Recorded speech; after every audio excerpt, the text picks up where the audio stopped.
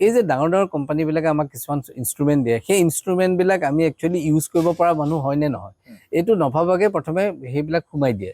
আৰু এইটো মই শুনা মতে আমাৰ দহুৱাৰ ফালৰ পৰা এইবিলাক বস্তু ছাপ্লাই দিছিল, মানে দহুৱাই এইবিলাক মানে ইনচিষ্ট কৰিছিল যে তোমালোকে ছুপাৰ চাৰ্কাৰখন লোৱা, তেনেকুৱা কিবা এটা কথা আছিল। আৰু গভৰ্ণমেণ্টে যিটো ফাণ্ড দিছে গোটেই ছুপাৰ চাৰ্কাৰ যি যোৰহাটৰ ভাল কৰে সেইকাৰণে হয়তো তেওঁলোকে লৈছিল।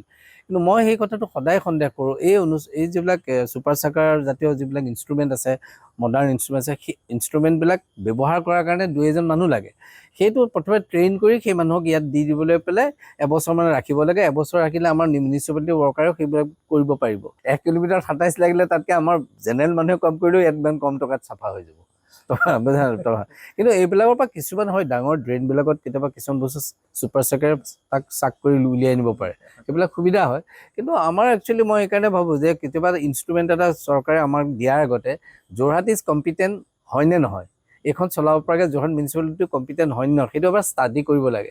য'ত কম্পিটেণ্ট তাত ছুপাৰ চাৰ্কাৰ দি দিয়ক, য'ত কম্পিটেণ্ট নহয় ছুপাৰ চাৰ্কাৰ লৈ লয় কিন্তু তাক ব্যৱহাৰ কৰিব নোৱাৰিলে এইটো অপচয় বুলি কয়।